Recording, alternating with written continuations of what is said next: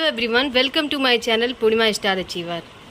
कल हम लोगों ने संस्कृत में जाना था कि संस्कृत को कितने भागों में विभक्त किया गया था। तो दो भागों में बांटा गया था, एक वैदिक संस्कृत और लौकिक संस्कृत। तो आज हम लोग वैदिक संस्कृत के बारे में विस्तार पूर्वक अध्ययन करेंगे। तो चलिए शुरू करते हैं। वैदिक संस्कृत में सबसे पहले हम जानेंगे वेद। तो वेदों की संख्या कितनी है? 4। पहला वेद है ऋग्वेद, दूसरा है यजुर्वेद, तीसरा है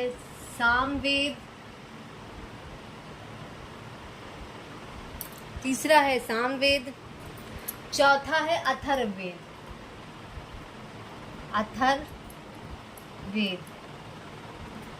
सबसे प्राचीन वेद कौन सा है? ये ऋग्वेद है, सबसे प्राचीन है। और सबसे अर्वाचीन मतलब नया, वो है अथर्ववेद। वेद कितने हैं? 4 वेद हैं, ऋग्वेद, यजुर्वेद, सामवेद और अथर्ववेद। सबसे प्राचीन है ऋग्वेद और अर्वाचीन है अथर्ववेद। अब हम ये जानेंगे कि नाटक का कौन सा तत्व किस वेद से लिया गया है। तो ऋग्वेद से पाठ लिया गया है, पाठ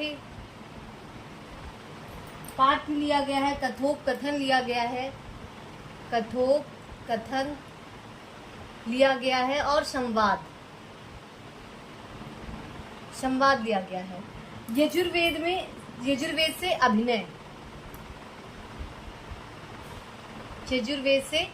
अभिनय लिया गया है।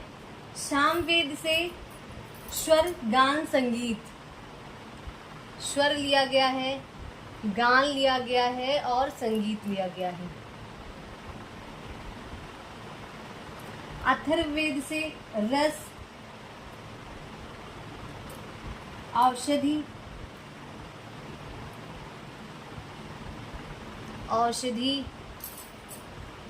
जादू टोना ये सब लिया गया है। आगे बढ़ते हैं और अब हम जानेंगे वेद और उनके ऋत्विक। ऋत्विक का अर्थ होता है जो पूजा पाठ करवाते हैं। तो सबसे पहले ऋग्वेद के ऋत्विक का नाम है होता। यजुर्वेद के ऋत्विक का नाम है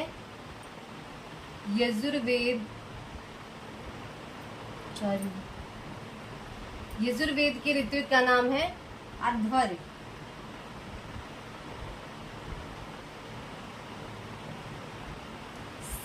सामवेद के ऋत्विक का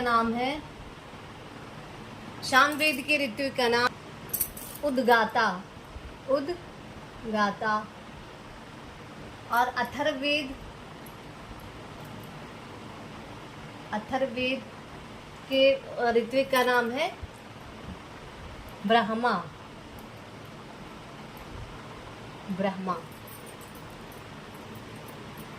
ऋत्विक का मतलब समझ में आया कि जो पुरोहित पूजा पाठ करवाते हैं। तो ऋग्वेद होता, यजुर्वेद अध्वर्य, सामवेद उद्गाता और अथर्ववेद ब्रह्मा। हम लोगों ने वेद कितने होते हैं ये जान लिया, वेद के ऋत्विक को जान लिया। अब हम वेदांग जानेंगे।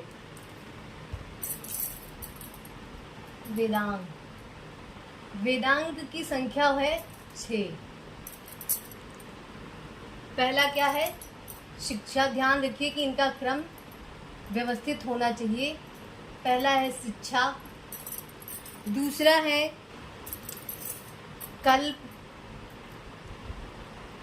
तीसरा है व्याकरण, चौथा है निरुक्त, पांचवा है छंद और छठा है ज्योतिष।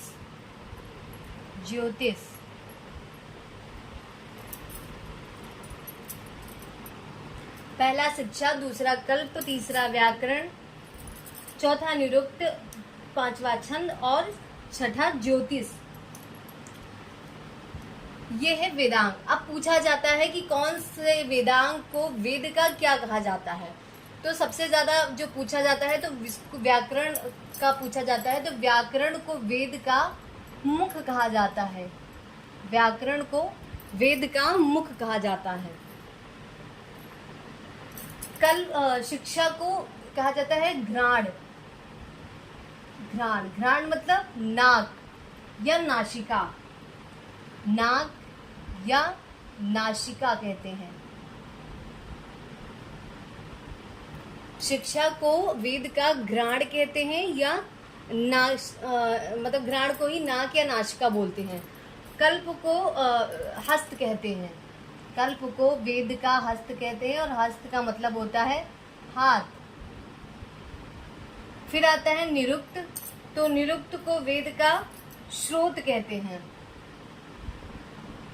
मतलब कान। छंद को पाद कहते हैं। पाद मतलब पैर होता है। और ज्योतिष को नैन बोलते हैं। नैन मतलब आंख। आंख, नैन का अर्थ होता है आंख। एक बार फिर से समझ लेते हैं। वेदांग की संख्या 6 होती है। शिक्षा, कल्प, व्याकरण, निरुक्त, छंद, ज्योतिष। शिक्षा को वेद का घ्राण कहते हैं। घ्राण का अर्थ होता है नाक या नासिका। कल्प को वेद का हस्त कहते हैं, मतलब कल्प को वेद का हाथ कहा जाता है। फिर तीसरा है व्याकरण। व्याकरण को वेद का मुख कहा जाता है। चौथा है निरुक्त। तो निरुक्त वेद का कान होता है, मतलब श्रोत होता है। पांचवा है छंद। तो छंद वेद का पाद या पैर होता है। छठा है ज्योतिष। ज्योतिष वेद का नैन मतलब आंख होता है। आज हम लोगों ने वैदिक संस्कृत साहित्य का पूरा अध्ययन कर लिया है। आप जितने भी क्वेश्चन पेपर उठा के देख लीजिए, इससे बाहर कोई प्रश्न नहीं आएगा वैदिक संस्कृत साहित्य से।